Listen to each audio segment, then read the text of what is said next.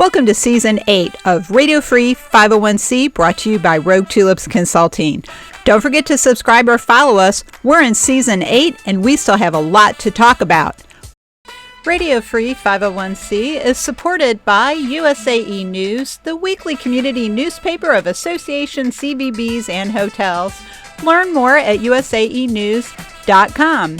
This week we are welcoming Brette Steele. Not only is she a first-time guest, she is president of Eradicate Hate. We're going to dive into what that means as we talk about how can we eradicate hate with prevention and resilience. It's Monday, February 9th, 2026. Welcome to episode 316. Well, everybody, here we are already in the second week of February. Can you believe it? I certainly can't. Hopefully 2026 is treating you well so far. It's going well here at Rogue Tulips Consulting. Hi, I'm your host, Cecilia Sepp. I'm the principal and founder of Rogue Tulips, and also our company is bringing you this podcast in conjunction with our partner, USAE News, which is the paper of record for the association industry, in my opinion anyway. You can learn more about our partner, USAE News, at usaenews.com. This week, we are pleased to bring a really important topic to the top of all of our minds. We're seeing it in the news. We may be hearing it around our dinner tables with family and friends. We may even have lost some friends over the last couple of years. It seems tension everywhere is on the rise and it's getting worse. That's why I think it's important to discuss the topic this week of Eradicate Hate. And my guest, Brette Steele, is here to talk about how her organization, also called Eradicate Hate, helps us do that. But before we dive into this topic, Brette, welcome to the show. You're a first-time guest. Would you like to say hello to the audience and tell us a little about yourself? Yes, thank you for having me today, Cecilia. As you mentioned, my name is Brette Steele. I am president of Eradicate Hate, and we are dedicated to forging practical solutions to prevent all forms of hate-fueled violence. I totally support that mission, and I try to help in my small way through my podcast and through my writing on my blog. But you're actually out there doing the work. You're actually talking to people, having conversations, and creating a lot of valuable resources. But for the audience, can you tell us how Eradicate Hate was formed and why? Absolutely. So Eradicate Hate was actually formed in the aftermath of the Tree of Life synagogue attack in 2018 in Pittsburgh, Pennsylvania. This is the deadliest anti-Semitic attack in United States history, and also an anti-immigrant attack as well. And the founders of Eradicate Hate wanted Pittsburgh to be remembered not for its darkest day, but for how the city responded. So they created several efforts, including Eradicate Hate.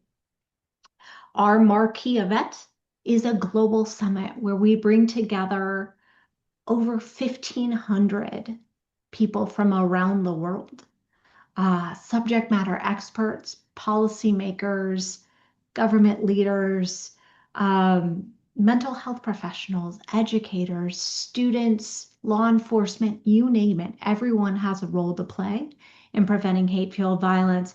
And we do a 3-day summit where we explore practical solutions, have a range up to 15 different working groups, all looking at different tools for different sectors to prevent hate-fueled violence. And then we run year-round programs as well. And Eradicate Hate is a nonprofit organization, which is, of course, the target audience for this podcast. Do you think the nonprofit community needs to play a bigger, more proactive role in preventing hate and the violence that usually comes with it? So the reality is, I think everyone has a role to play, yes, including the nonprofit sector. One of the things that we've seen over the last year is a deprioritizing of this mission at the national level, which means that so much of the responsibility for eradicating hate happens at the local level and happens with organizations like all of ours. So everyone has a role to play in helping communities be safer, more resilient, helping individuals feel more connected, and where they recognize a risk of violence, intervening to prevent that risk of violence. Now, I know the incident that launched Eradicate Hate was physical violence. Do you help prevent mental and emotional violence as well? So if you look at our primary focus is preventing hate-fueled violence, which often is a focus on physical violence. But if you look at our Upend Hate Toolkit, which is our toolkit for youth age 12 to 22, there we're looking at a lot of precursors to physical violence as well, which can include hate speech and bullying and tactics that can lead to isolation and alienation among youth. So yes, some of those elements as well. So, have you seen any research that shows a connection between a person bullying early in life, potentially, or I shouldn't say potentially, but actually becoming physically violent toward others? Yes, absolutely. So one of the greatest risk factors for future violence can be adverse childhood experiences, Mhm. exposure to violence early on, but a history of bullying, alienation, and isolation can be risk factors as well. Mhm. And you've already talked a lot about the global summit, but is that open to anyone who's interested in learning about what you do? Absolutely. So, in fact, over 50% of the audience for the Global Summit is not actively involved in preventing hate fueled violence. They don't consider themselves practitioners of preventing hate fueled violence. They are interested citizens who want to learn more. So it is open to absolutely everyone. It is September 15th through 17th in Pittsburgh, Pennsylvania. And I've always wanted to visit Pittsburgh. I don't know if I'll make the global summit, but if you're a person out there interested in what Eradicate Hate does and you want to see the city of the three rivers, try to get that on your schedule this fall. I think it's important. I talk to people about it quite a lot. I think about it quite a lot. And one of the questions I have for you, Brett, and you may not be able to answer it because it's been going on for so long. I personally, I am not Jewish. I do not understand where this hate toward the Jewish community comes from. So much anti Semitism in the world, and throughout history, there's been anti Semitism, and it just goes on and on. And it seems to be getting worse again. I have no idea why people are so anti Semitic. I was raised Roman Catholic. And they used to tell us it was because the Jews killed Jesus, but the Jews really didn't kill Jesus. The Romans did. And I know that now as an adult. And as a child, I still had my suspicions because, after all, Jesus was also Jewish and a rabbi. So why would they kill another Jew? It's never made any sense to me. I don't know if you have any insights for people like myself who have this question. I personally just don't get it. I don't know that my answer will be satisfying here. You're right that we are seeing a huge increase in anti-Semitic violence, not just in the United States, but around the world. Mhm. And you're right that this is anti-Semitic violence is something that has gone on for centuries. Um, Multiple different forms of violent ideologies Mhm. scapegoat the Jewish people, whether it's white supremacists or it's Al Qaeda and ISIS. Mhm. Um, there is a common scapegoat in the Jewish people.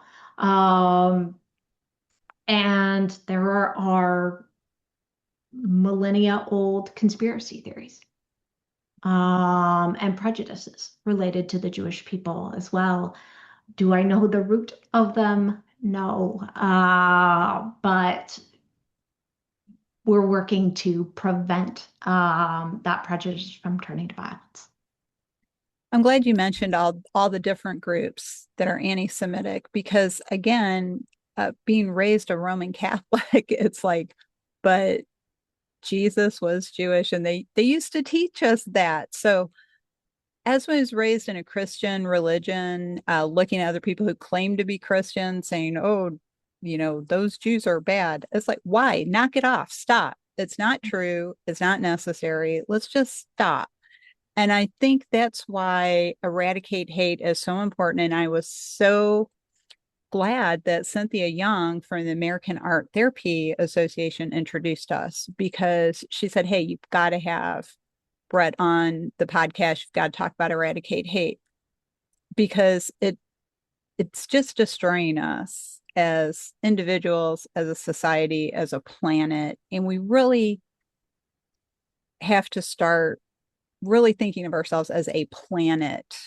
We are all living here on this planet, and we are all one race in the end. We're one species who just happen to be able to live differently because we have a pretty cool planet here. It's pretty big. We have a lot of resources, got a lot of opportunities and different ways of doing things. So I just have to say, if you're a person out there who thinks you have to be against someone else, the human race is not a sports league, folks. It's not a team sport here. Okay. We're all here together. We're on the same team, not different teams. And I think we're seeing a lot of this going on.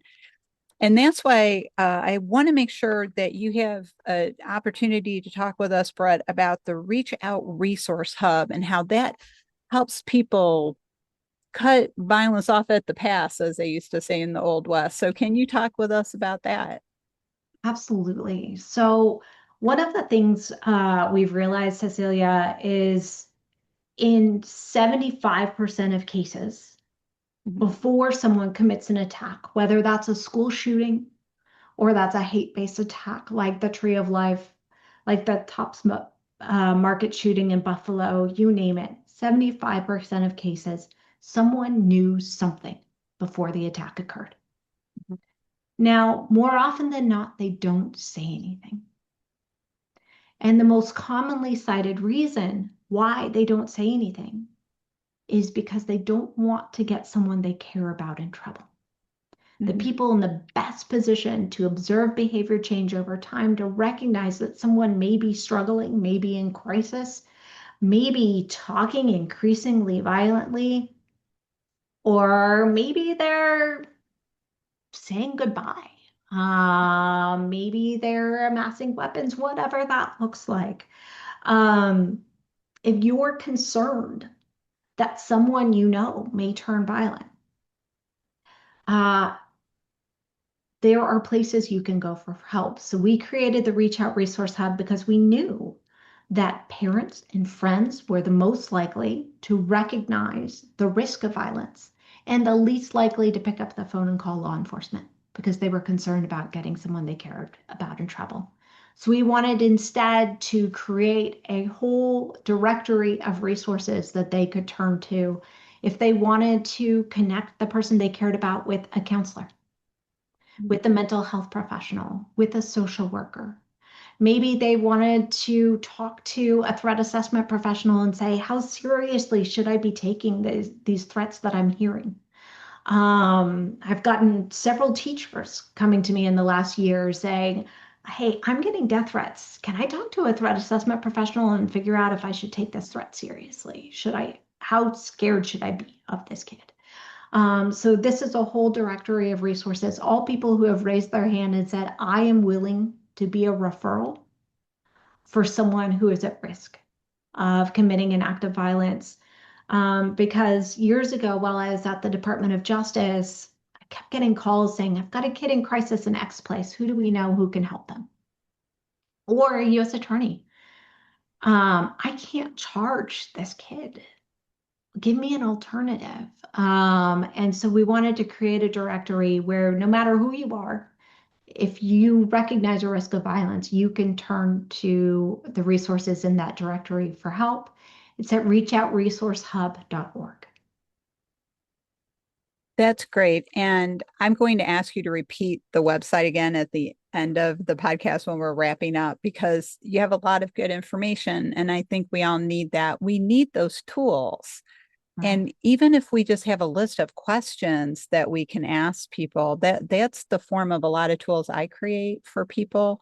It's a Mhm. list of questions. And speaking up is a really important part of being an ethical individual. And we have to learn how to do that. And I have a series of questions that I've written up for people about finding the courage of your conviction to speak up. And I think your resource center is a great tool because you don't have to do it publicly. You can just have a one-on-one with that person and kind of talk them down and say, what's going on? What's happening with you? Everything doesn't have to end up in handcuffs. And I think if we spoke to people more often and found that courage to have those hard conversations, we would not only be preventing a lot of bad incidents that hurt a lot of people, but we also would be helping someone because when people lash out like that, they're in crisis. There is something really terribly wrong. The mental health system in our country, I know, whole other issue, save the angry postcards. We have to kind of help ourselves though, and we have to help the people that we know. Now, one of the things you mentioned earlier, Brett, is that you wanted people to remember how the city of Pittsburgh reacted after the Tree of Life synagogue attack. Can you tell us what happened? Yeah. So they didn't, as I mentioned, want to be known by their darkest hour. Pittsburgh has done so much to become a worldwide leader in preventing hate-fueled violence. So for our part, we have the Eradicate Hate Global Summit in Pittsburgh every year. There's also the Tree of Life Incorporated is looking to create um, exhibits to help people um, connect with that event and what it means. Not only in Jewish life, but in life more broadly. There's the 102070 Healing Partnership that works directly with survivors and victims' families from the Tree of Life. And the two other synagogues that were worshiping at the Tree of Life that day. And they've created now Reach, which is a speakers bureau, so that students and others can hear directly from survivors and victims' family members. And we have a student summit with over 350 students in Pittsburgh every year. And they always tell us hearing from the survivors is one of the most moving parts of their experience and what really motivates them to take this issue back to their high school campuses. And those student summit schools take it back, and we give them $1,000 per school to take the programming back to their campus and bring it alive in their own special way. And so we'll have up to 35 different schools doing 35 different programming across Allegheny County and surrounding counties as well, in partnership with Allegheny Intermediate Unit and Tree of Life. And then the universities, both Carnegie Mellon and Pitt, formed what was then the Collaboratory Against Hate, now CARVE, to coordinate research to prevent hate-fueled violence. So just a range of efforts across the city, looking at all different forms of prevention of hate-fueled violence. So it sounds like the city of Pittsburgh really stepped up and said, what can we do? Not just to help the survivors, but to help people have more understanding. Well, and as one survivor put it to me, what can we do to help other communities not experience the pain Yes. that Yes. their community has experienced? Yeah, definitely. Because it just seems to keep happening. And I know a lot of people support gun control. We have a lot of gun control laws. People still get guns. But you don't need a gun to do a lot of harm. We see a lot of different things being used, people making homemade bombs. We see people using their cars as Edged weapons. weapons and vehicle ramming are alongside firearms, the three most common forms of attacks are edge weapons, vehicle ramming, and firearms. And So absolutely. And that's part of why it's so much harder to prevent attacks than it was 20 years ago, mhm, is these are no longer complicated plots mhm, that take large groups of people to plan. These can be done with everyday weapons that are readily available and can be done by single individuals, which is why it's so important for everyone to mhm. recognize when someone may be at risk of committing an act of violence and to reach out to get them the help they need. Yes, because anything can be a weapon. If you like to watch murder mystery stories or true crime documentaries, you will see a lot of, I'm just going to say, strange items used to kill somebody. Just everyday items that just are in the house. If you've ever played the game Clue, Colonel Mustard in the library with the It's what candlestick, I was thinking of when you were mentioning that. So it's what we really need to do. And what I think your group is doing really well, Brett, is make sure people have understanding and they get to know other people, but more importantly, that they get to know themselves and why they might be acting this way. Why are they reacting or lashing out? We all have bad days. Some of us have bad years. Some of us have some mental health struggles or emotional health struggles. So, how can we help each other before somebody ends up hurt or dead? And dead can't be fixed. And we can help somebody heal. They'll never be the same again, but they're still alive. They can heal. They can change. But death is undoable. So I think we really need to know more about your group and other groups like yours and how we can help each other find these resources and stop the violence before it happens. I'm going to ask you another really hard question that I often ponder, since a lot of what I do is think. What do you think causes hate? Fear. Fear. Mm-hmm. So often it's fear of the unknown. Mm-hmm. I can't tell you how many former white supremacists I've spoken with who didn't really know anyone from the group they purported to hate. And in fact, one of the most commonly cited reasons why people leave um, these violent movements can be experiencing compassion from a place where, or a person from whom they expect they deserved it the least or expected it the least. So oftentimes it can be fear. And there is so much stoking of fear in our general discourse right now. There's so much normalization of violence Mm-hmm. in our general discourse right now. And we all need to take a step back and figure out ways to de escalate. And remember that violence is preventable.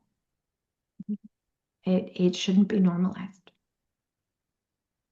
No, it shouldn't. I agree. And I I'm just gonna share something about myself. I love action movies. So I love watching Die Hard kind of movies because they're full of action and there's like a discernible hero. But I also know that's not real. And I also know I would not try to do that. But we do have a lot of action slash violent movies. Like, I don't understand why somebody wants to watch slasher films, for example. It's horrible. It's like, I don't even watch Criminal Minds anymore because it's just serial killer after serial killer, torturing, killing, hurting people.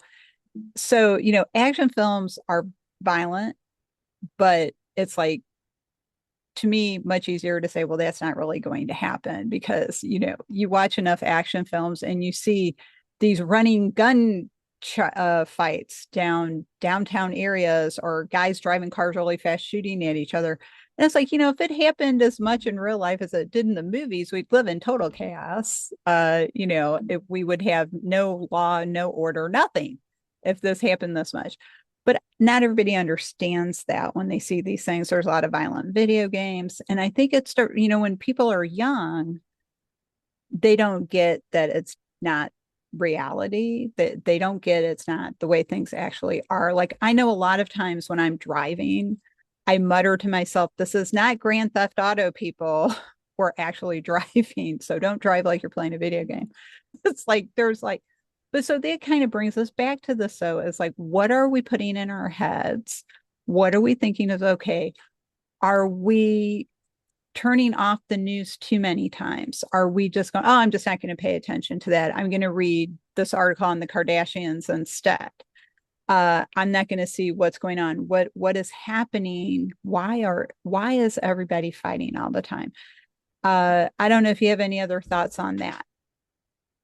Yeah, so I will say there's been a deep reservoir of research into violent video games, and there's not a lot of evidence that they actually contribute to violent behavior. Hmm. But that's not to say that we can't do more pro-social things with our time. Mm-hmm. And so the reality is, what can we do that is pro-social, which means that we're actively connecting with people? What can we do to help our community feel more connected? What can we do to help our schools feel more connected? These are all, they're called protective factors, but they really are just things that make violence less likely for an individual. It's the opposite of a risk factor. What can we do to be a trusted adult for a young person in our lives?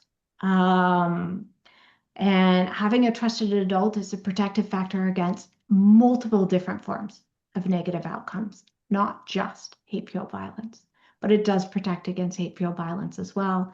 And so recognizing, yes, it's being aware of what's happening in the world, but it's also just showing up for our communities and our people around us, and not getting stuck in the doom scroll. That can be hard to break out of.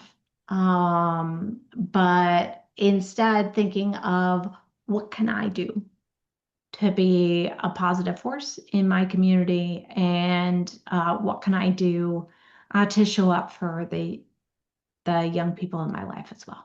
Yeah.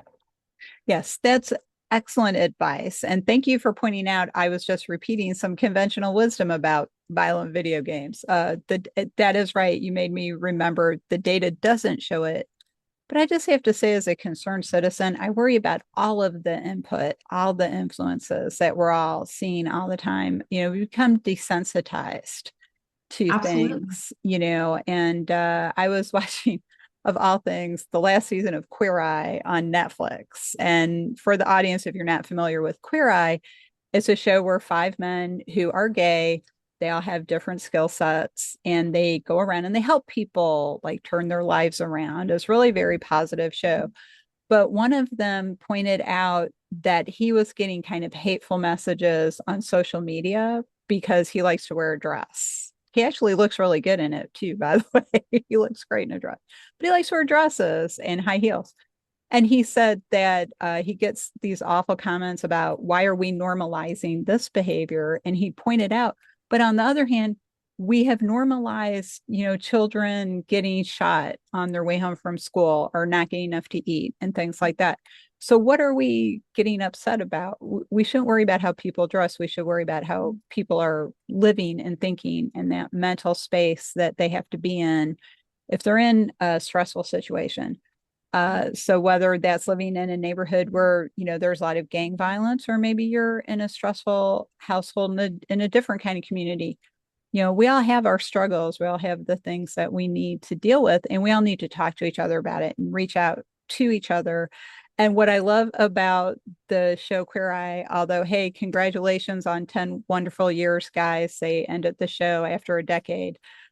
They just bring love and joy and positivity to everyone and to each other while being very vulnerable and open about what their own struggles have been in their life. So I think that we need more of that. So as we're nearing the end of the episode, Brette, I had said earlier, I'd like you to repeat your website so people can come learn more about Eradicate Hate, find the resources, and maybe sign up for the Global Summit. Absolutely. So our primary website is eradicateHate.org. And the Reach Out Resource Hub that I mentioned earlier is reachoutresourcehub.org.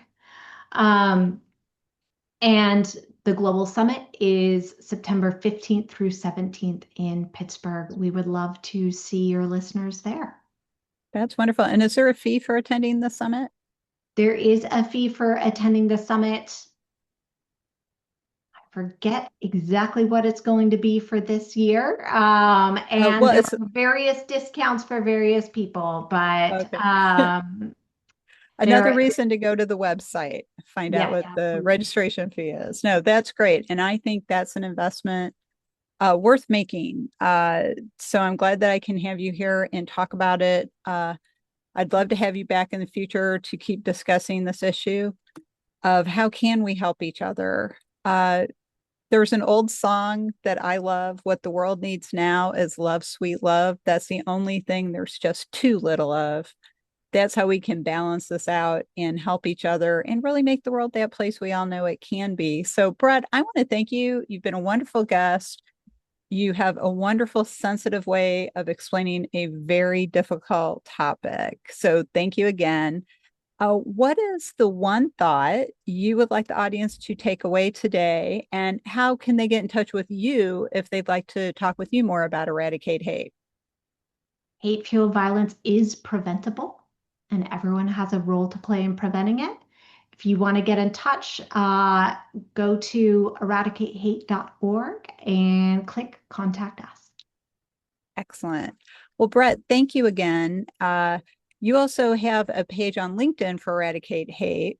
So I encourage people to visit that page as well if that's your social media platform of choice. And they have all kinds of information there as well. Brette, thank you again for joining me this week on Radio Free 501c. My pleasure. Thank you so much, Cecilia.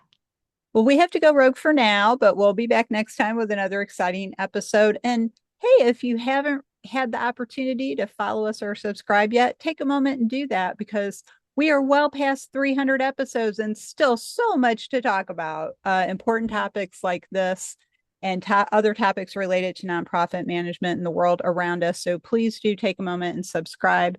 If you'd like to learn more about Rogue Tulips Consulting and how we can help your organization bloom outside the box, check out our website, roguetulips.com. You can visit our services page and see what we can help you with. Or if you don't see exactly what you're looking for, let's talk and we can probably help you. If you would like to find this episode featuring Brette and share it with your friends and colleagues, you can find it on our podcast page, as well as all of our other exciting conversations about the world around us. You can see what the heck is Cecilia thinking about this week? Because, frankly, I don't know what I'm going to write about either. Check out the blog page. Based on this conversation, I especially encourage you to read my recent blog titled The Imposition of Will. It's my musings on why are we all fighting with each other right now. I think you'll find it of interest. If you're looking for ethics education or you're getting ready for the CAE exam, check out our education page and feel free to reach out to me if you have any questions. So that's it for this week. On behalf of Brette and myself, we'll see you next time.